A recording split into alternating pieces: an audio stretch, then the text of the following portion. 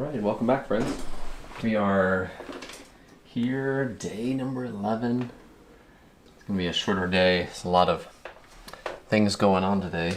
And so, still want to try to get as much done as I can. And, here, going to work on this figure. And to get started, like I have the past couple of days, I still have my skin tones mixed for some of the other sections, so I'm going to attempt to make the most of those while I've got them. And I've started off every section about the same way.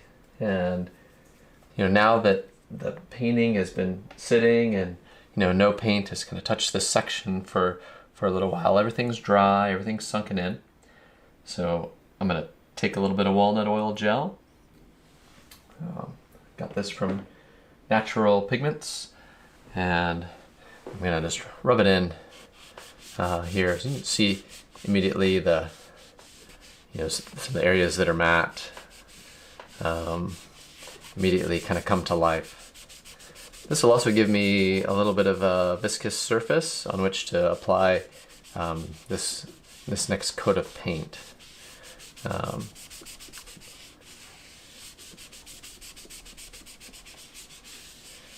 So here goes nothing. I'm going to try to be quick about blocking this in because I really want it to, I'm not interested in it taking super long. I still have colors are, at this point starting to get a little tacky, the ones I've mixed from earlier this week. But I think they're still going to work. So I'm going for it. I'm going to start with some of this darker region here, and want to really establish that deep dark. If you're watching this, you're welcome to drop a question in. I don't have a moderator today, but I am monitoring the comments section myself, so would love to hear from you if there's something you'd like to learn, or if you just have a specific question on what I'm doing or why I'm doing it. I'd be glad to help. So I'm building up this shadow here, and it's kind of interesting. So as with almost every painting I make, my source material is a mixture of many different pictures, and that's both good and bad, because I like it because I can get a lot of information, a lot of things that I need from one or two or three or four pictures, but oftentimes putting those together creates unique problems, and it requires a good understanding of how the anatomy of the face or the hands, the body, how it all works and how it all goes together. So the interesting thing about this image is this face has been added on later, and so I don't have a good. I think the angle is good and all, but there's going to be a level of invention that I have to do, because I liked this the look of this character just a little more than the one I had before. So I still need to try to achieve some of the anatomical structures that I know to be there, but I need to do so in a way that works, that looks believable, and ultimately gets the result that I want.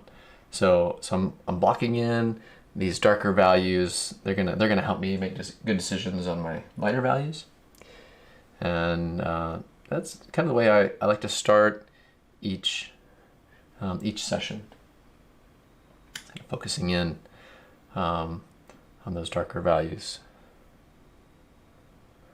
building those up, and then kind of working my way into the light.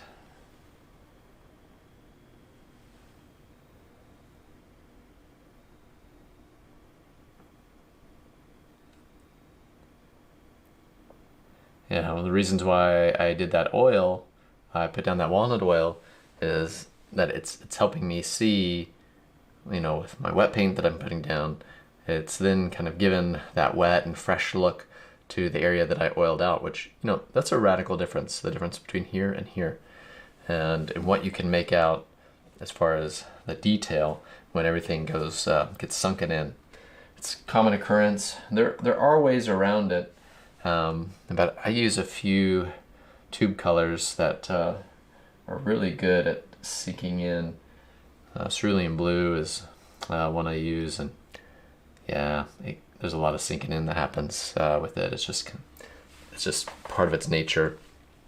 I could try to be a little more careful, and I could slowly build from kind of the thickest and the most thinner to the lightest layers and the most transparent layers, with the most oil in the thinner mixture. And that might do it. We might get there where it didn't do this, but oftentimes, having mostly learned painting from an instructor who was largely focused on alla prima painting, although I didn't know to call it that back then. So I had to kind of quickly learn, me still blocking it in, I still make a lot of just kind of those careful layering techniques that I just talked about. I often miss them because I kind of get impatient and want to block things in. So I'm trying to pick this next lightest value that I see, and I'm kind of working it into the face. Face is in the shadow, so that's going to give me a little bit of ease anytime that's the case.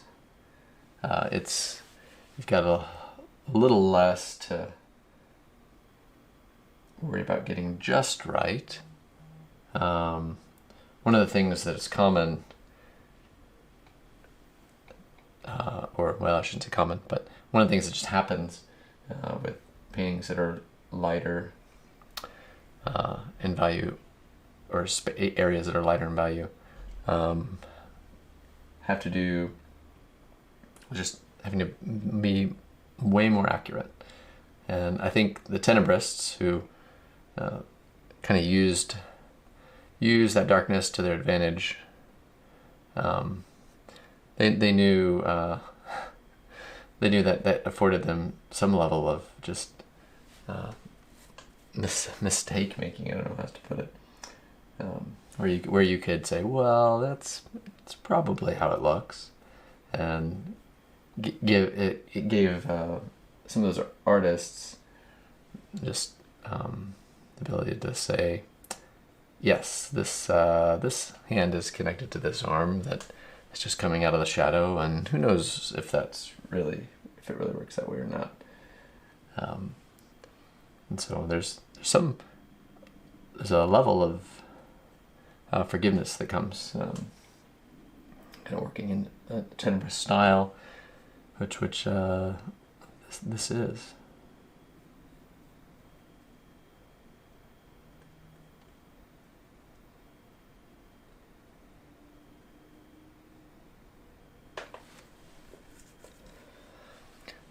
These moments are quick.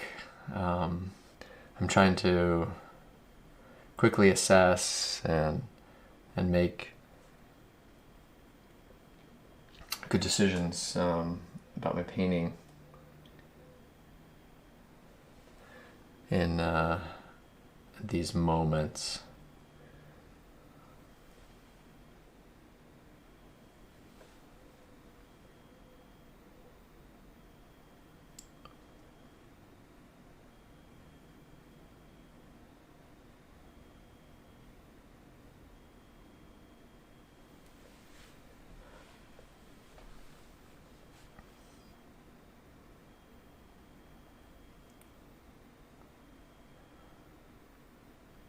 Quite a few errands starting in about an hour, actually less than, so this will be a very brief session and hopefully when I return I'll have a little bit of time this afternoon to really get it going.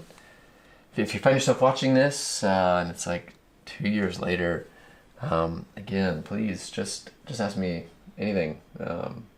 Shoot it there in the comments, and I'll get back with you.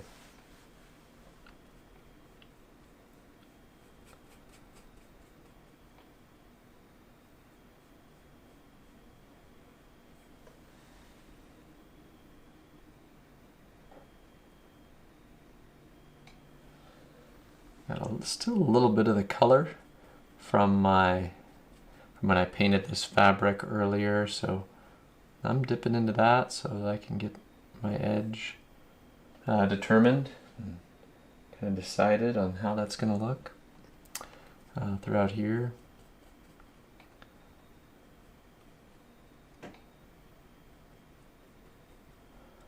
Again, it all falls in the shadow of the face.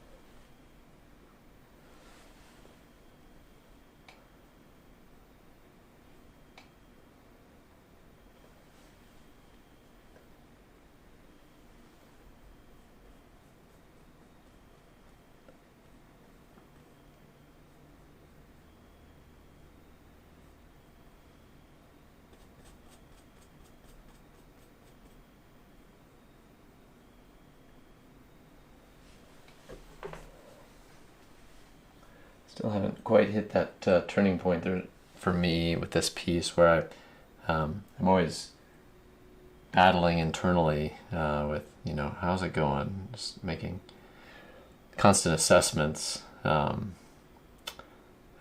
I am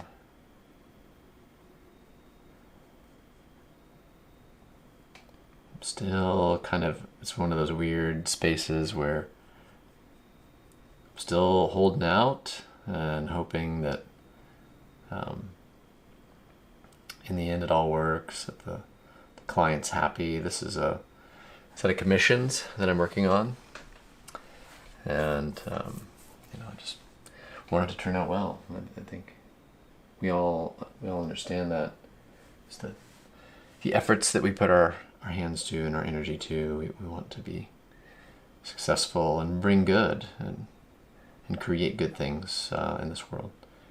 And so there's a lot of hopes ride on, it being successful when I'm working on it, and so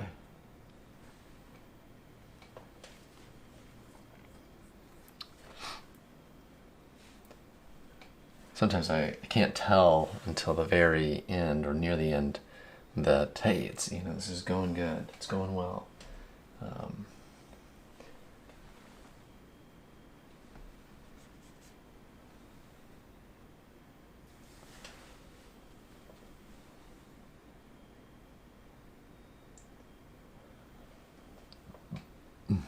But I'm hopeful.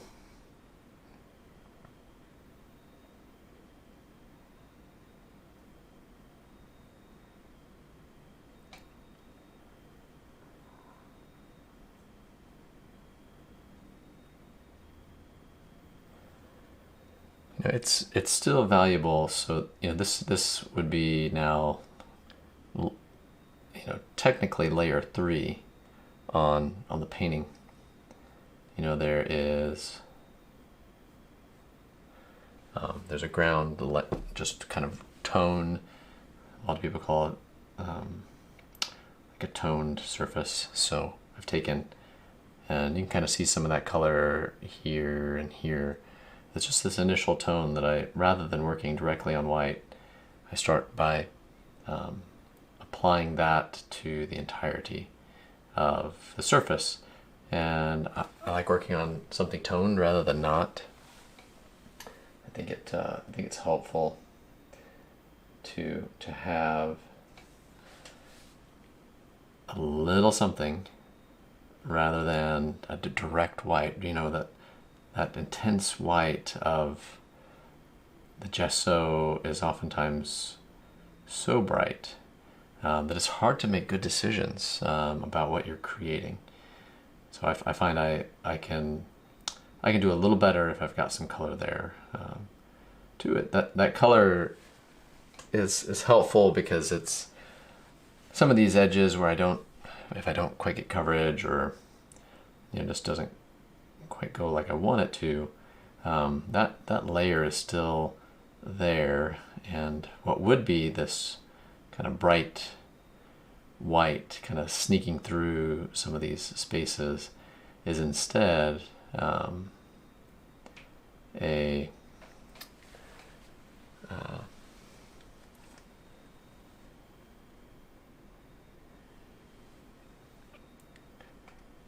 it's that tone, which frankly looks a little better. It's not as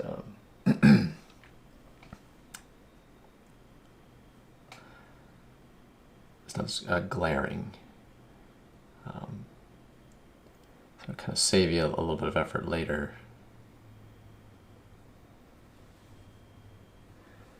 Just felt like I really needed to get that in effectively throughout here.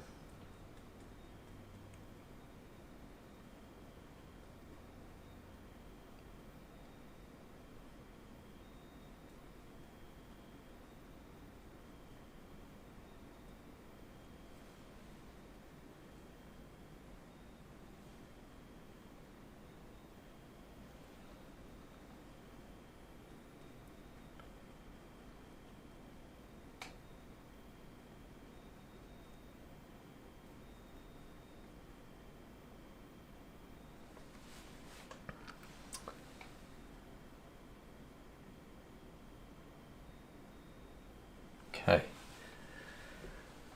Completely lost my edge of the face there. I mean, it's there, but it's so much the same. I'm gonna have to do a little bit of work to create some differentiation. Well, we will get to that point. Barack, good to see ya. Hi, Rebecca. Let's see, enjoying the way you use color to show the subject, then using contrasting colors and blending into the shape of... Yes, Rebecca, yes. You're picking up on a lot of that subtlety. So the reds and the greens, I'm kind of pitting against one another to create just some energy, color energy that is sort of imperceptible, but it's there. I think it gives a little more life, especially to skin tones. So glad to have you, and yeah, thanks for that comment. Great comment.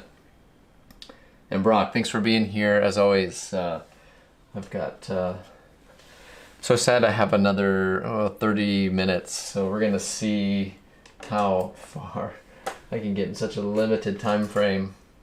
Hoping for the best. But I will be back later afternoon.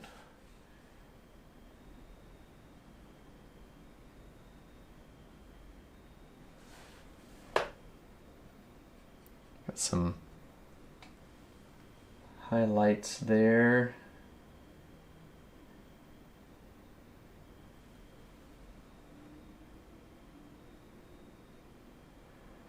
As this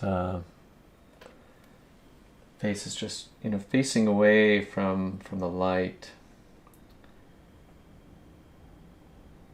With the two figures and kind of creating a directional light, I had to make a decision. This is depicting the Annunciation, so the angel Gabriel's declaring to Mary, "Hey, you're going to give birth to Jesus," and so somebody had to have their face in the light, and I think I probably could have worked on a composition or built a composition that effectively used it, but in this case, Mary wins out and wanted to still have some light kind of falling on the upper structure of the face. I thought that would still be nice. So you notice the way I'm kind of using my brush. You know, I'm still kind of trying to follow form. So, you know, almost no stroke is a straight stroke as much as just a slight half moon, kind of no matter where I'm going.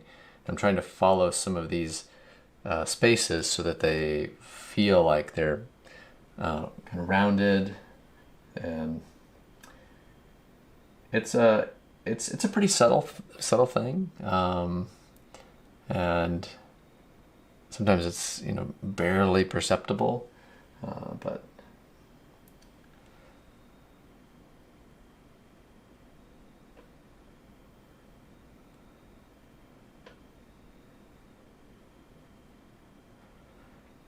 and some of the fun of even just putting some of these warmer kind of pinks and oranges, yellows in here is then also letting the underpainting show through a little bit and create some of the cools. And it's probably gonna end up getting covered.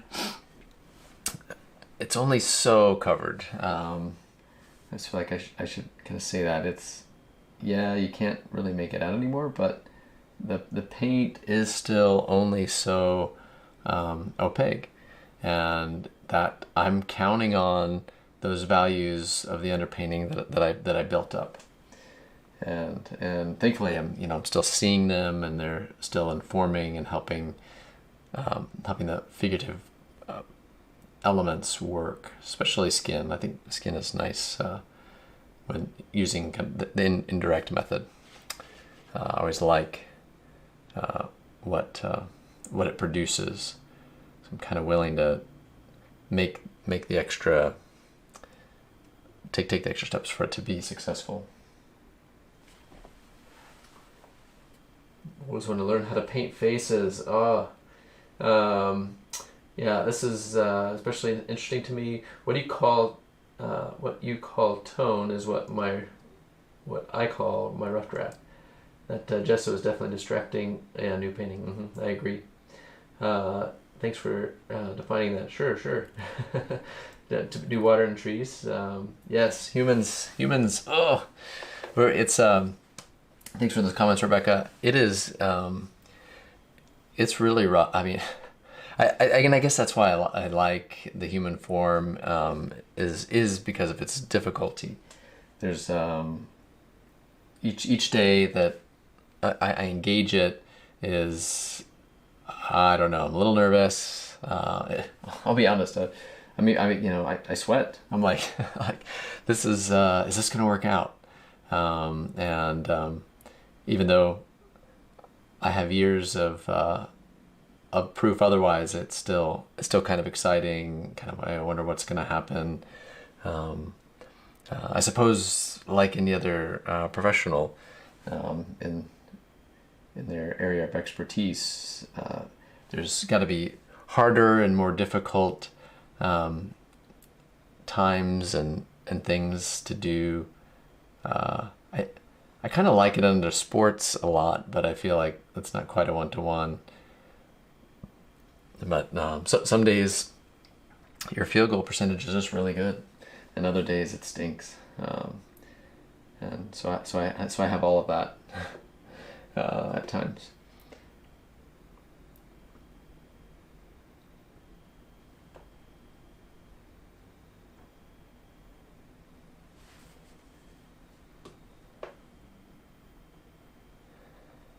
So I mix a little bit of blue to kind of bump into this shadow where it just kind of look. I mean, sometimes I'm just kind of searching for what seems to be working. It seems like there's some kind of cooler colors here. I'm still trying to work. I know it probably doesn't look like I'm working very fast, but I am trying to work quickly.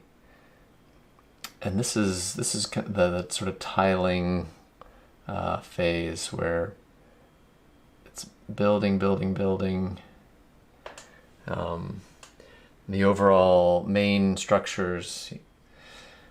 You know, Rebecca, as as you're working on your landscape, I mean, you're still breaking down complex areas into simple bits of form and tiling, and I mean, I am doing the exact same thing here. it, and sometimes it probably sounds really like kind of overly simplistic, but it's just true. Um,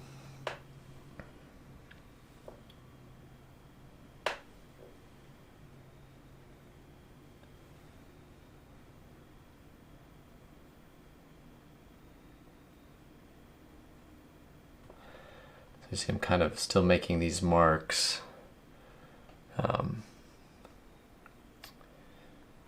Look carefully.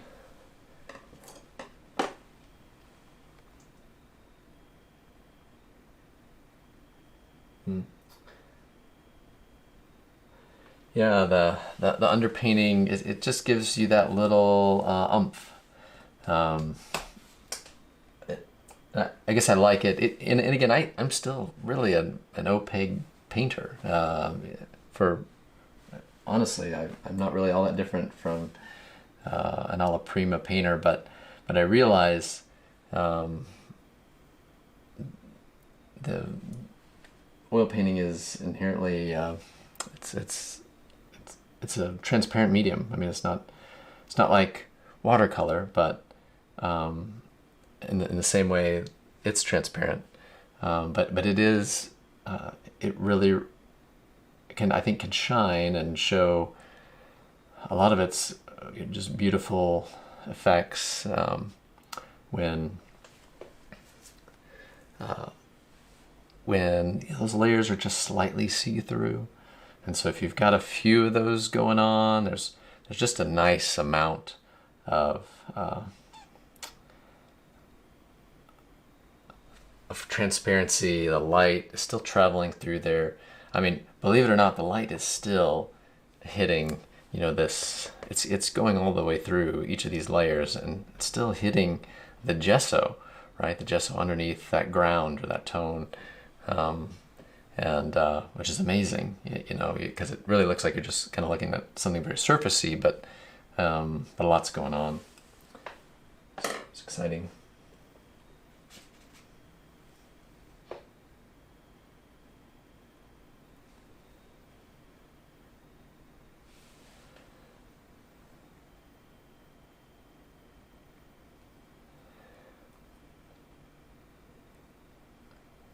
Like I said, just due to the nature of how I'm creating this particular image, I'm battling a couple of different source materials, and so I'm there's a good bit of guesswork going on.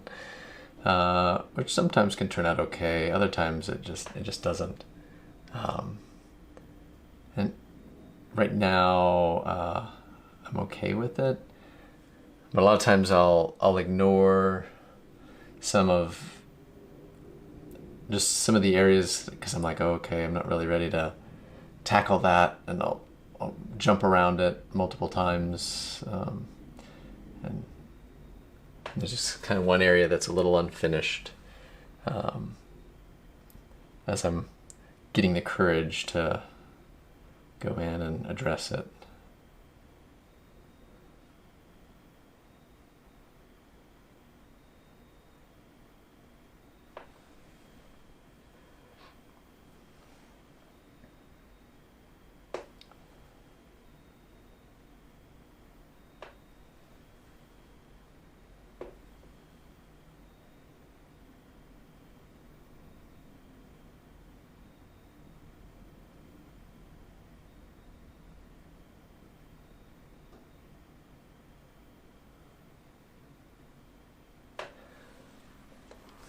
Getting there. I don't like that I can't see that edge, and so I'm gonna have to decide what I want to do down on that chin.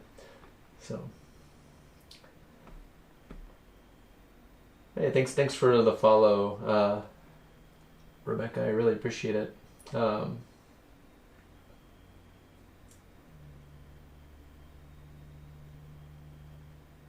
Awesome. I won't ask who the family is. I don't want to give out too much information, but that's great. Um, I I'm fond of my city. I know many don't think too much of it, but I do. I am happy where I live and want to really make it ultimately. So this is a little bit of like practice. I have a goal of someday founding an atelier right here in Wichita, and so I'd like it to become a hub for realist artists and artists who want to pursue excellence in representational artwork. I've got a few friends who carry that dream with me, and hopefully someday we get to do so. So YouTube is always a little bit of it's a lot of good practice for me. While I did get my BFA at Wichita State, I still had to learn quite a bit on my own. At first, it was a lot of alla prima work with my first instructors, and then I quit school. It just seems like that's the thing you do. And then I went back a couple of years later and finished. And in those couple of years, the faculty changed quite a bit, and no more were they as interested in painting from the model or representational work. And so I was, no one's gonna tell you, hey, you shouldn't create the artwork you want to make, but they have other ways of telling you that. It's pretty. It's evident when you're sort of not the one in, and so I had to kind of pick up a lot of this in my own time, and again, no hard feelings there. I mean, I kind of look at those times as like really just deciding moments. Is like, is this who I want to be as an artist? And when you have to decide that, especially in the face of instructors who are, again, I'm not saying this is. It's not like they're not friendly, but they're toward it, but they're also really kind of the guard that would say, well, why is anyone making artwork that looks like this? So there's a little bit of pushback in what I was creating. So I had to learn a lot on my own, and because of that, I have to figure out how to describe what's happening. And so these sessions are really good for me. It forces me to talk more about the process, and that lip was a little too light. I don't know if you saw that. And it's interesting how even just a value choice, the light's coming in from this, it's hitting the temple and the zygomatic arch here very strongly, and if the light is the same here as it is here, that's telling our eyes that this little plane of the upper lip is actually out here. And so instead, I've got to kind of calm that down. It is catching just a little bit of very, the hard angle light. So it's very, very subtle. But in doing that, that all of a sudden sits back there. So it's incredible how little decisions in value and drawing can really send and tell the viewer where things are happening. Pretty happy with this so far. I'm gonna have to make a few adjustments, but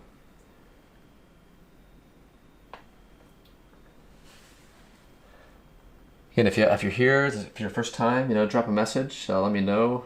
Would love to help you in your art, and you asking me questions helps me do better with explaining why I do what I do, and I always need that sort of help.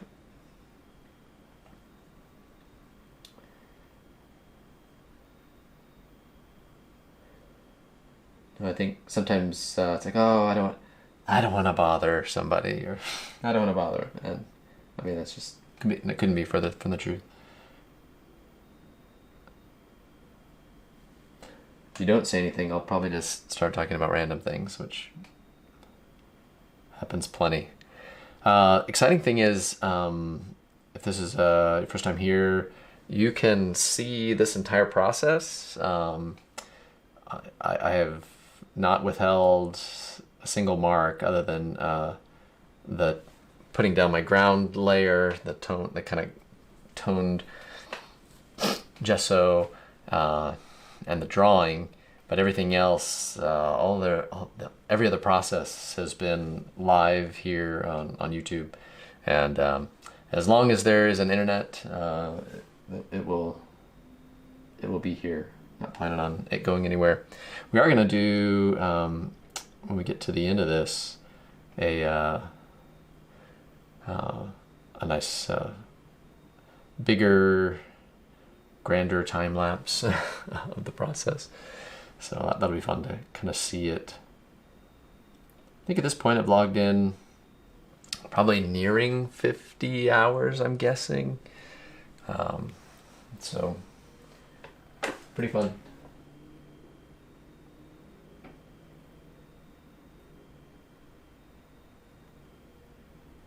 Yeah, it's a good word, Rebecca. It's hard. Yeah, it's hard to kind of continue going, and you know, I think we all learn certain ways around everything. So I painted a little looser. And I still do to a degree. And man, I don't want anyone to hear that I'm grateful for any of those experiences, because they were very good, and I still treasure them. But also, like, had I known that things like ateliers existed, which I just didn't know that was a thing, and then I probably would have studied differently. I would have maybe gone elsewhere, or figured out how to go elsewhere. But all happened, and all happened for a reason, and really good reasons too.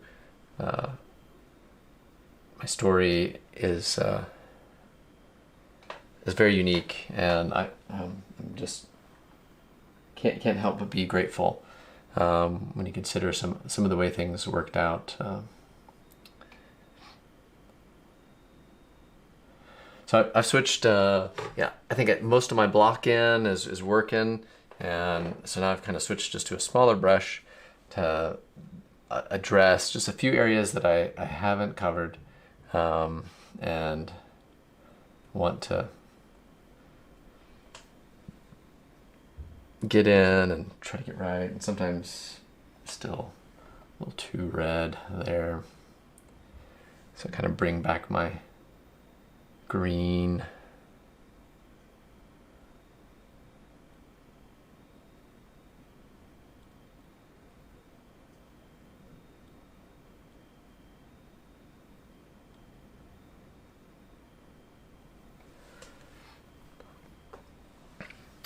Still feels a little hard, this edge. Try to soften it in from the shadow some. It's definitely softer through here too. That mark that I'm kind of, and that was just sort of angled here. This was sort of angled here. Again, I want that, that arch as it goes in, and we know structurally kind of how that works. I want to turn that form, and so there's just some challenge. So I'm often making mark and thinking about how it describes, even with kind of a little brush like this.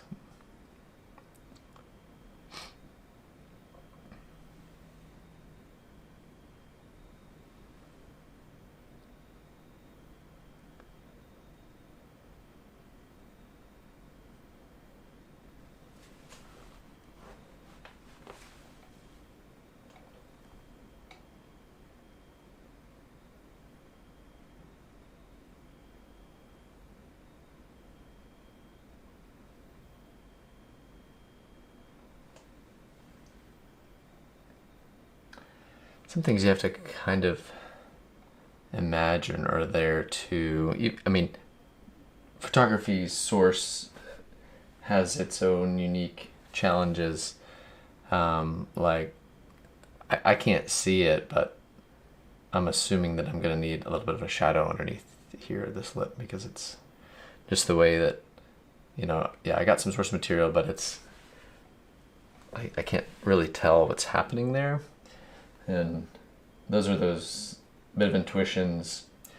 Rebecca, I know you know it. You know, if you have a lot of experience in landscape, yeah, there's a lot of looking, but there's also a lot of just innate understanding about, oh yeah, well, this is how it's how trees naturally break, and how trees, how limbs naturally go forth, and how, and you might encounter a weird one here and there, but you understand that, and that knowledge takes you very far. So some ways there's, as with a lot of things, there's almost no comparison with just being out in the field, right? Or just working from the model, painting the things that maybe you don't quite yet know or understand, and doing so until it makes sense. And I'll tell you, I'm not a landscape painter. So, you know, I think people tend to think, oh, well, if you're painting the figure, that's kind of like, that's maybe the hardest thing, so you can probably do just about anything else. Well, not really. You know, I'll jump into landscape, and it's never quite what I want it to be. So my love is absolutely the human form, and I think will always be.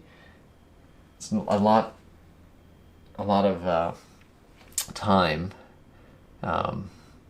spent just painting from the live model in my first 4 years of college, and yeah, that stuff just never goes away. You don't get away from it. I couldn't anyway. We're just too interesting, us people.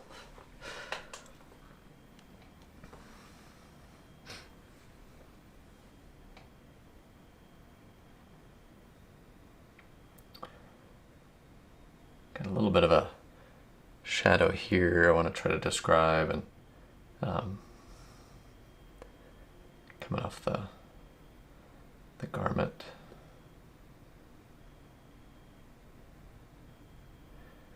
I'm not sure really what I was going to do with that. I think I'm going to do that. It was, yeah, I think that's working.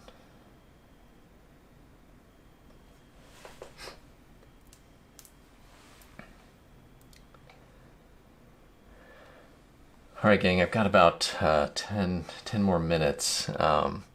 So let me just see if you have a question, drop it off really quick, or another comment. No.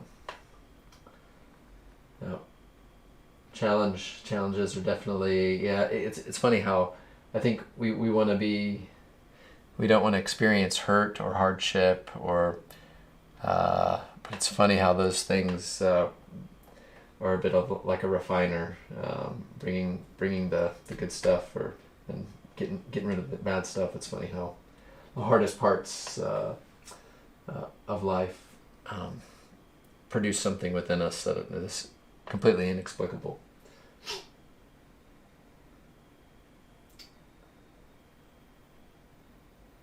Yeah, it does really, yeah, the routine and the intimate knowledge of what you study, I mean, does really go a long way. And in as much as you still understand what you're working on, you know, there is kind of almost it's like not even thinking about it anymore space, which is kind of hard to say or hard to admit to.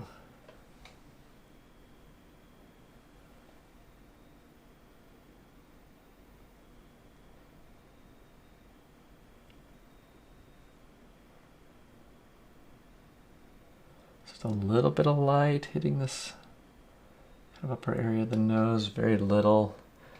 It's still pretty soft, and you know, I'm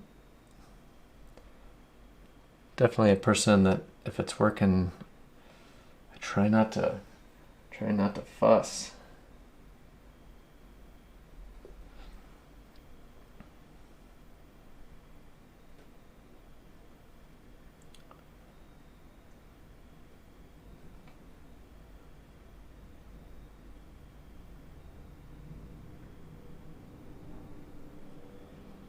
You know, other things that you sort of learn about faces, or you know, those things that we intuitively all know and see most of the time, that you know, our fleshy bits, or that's gonna stick out, your noses and lips and ears, and those are you know, a lot of light travels through those. You know, they're not, and so you see.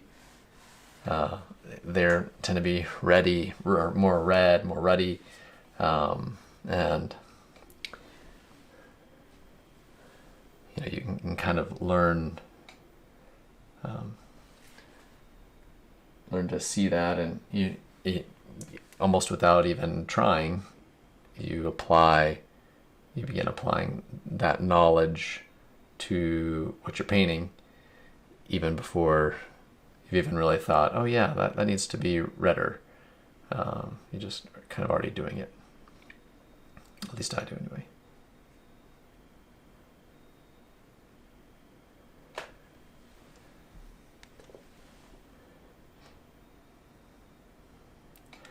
Last thing I'm going to do with these couple minutes, since we'll try to make a full session out of it, a full kind of quick mini session is here. So after I've established some of those planes, I don't want to lose those planes, but I do want to just help them out just a little bit. So I'll take either a fan, or in this case, I'm probably just going to use this little really soft bristle buffer, and I'm just going to follow some of these areas that are just a little hard. The light falling at this angle is really soft, and like I said, I don't want to lose those things I put in, but I also want to just protect just a little bit here and there, and follow that form, kind of build that brow that kind of goes off into the shadow. Nice and soft.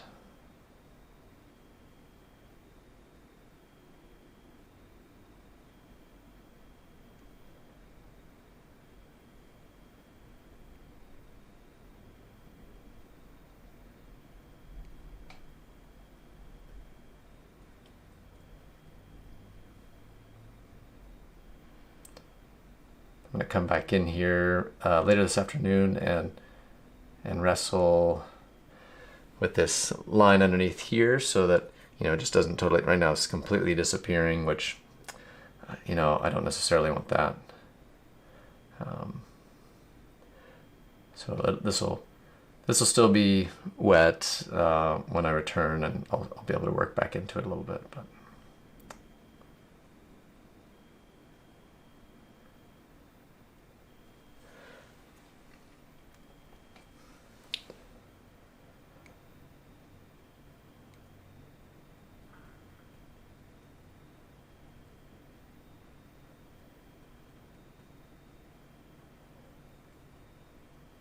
Yeah, about like that.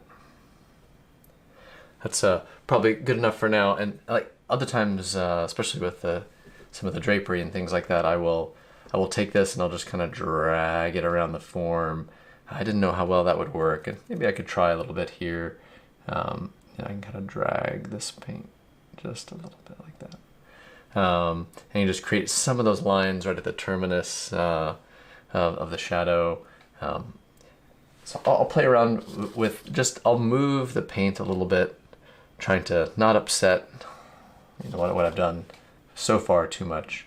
But, you know, again, I could just kind of pull these, you know, create really want that chin, or not that chin, that cheekbone to really kind of come at us the way that's hitting the light, and then allowing the rest of it to kind of fall and decay away. So we really get that sense of light on top of the head. And that's really about all I have to say on that. I'm pretty pleased with how it's going, and hopefully today I really want to finish this and then upwards into the hand here. That would just kind of set have a kind of a longer weekend. Won't be around tomorrow, so if I can get that done today, that would ease my mind a little bit. Deadlines, you know, even artists have deadlines. A lot of it's self-imposed, but it's still all right. Okay, very good. Hey, thanks again for being here and tuning in.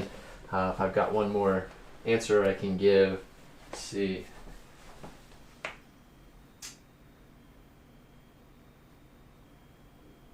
Yeah, yep, that's great.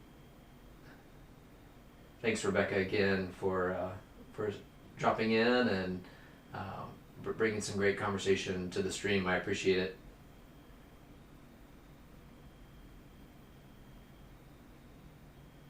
All right, best blessings. So we'll talk to you later.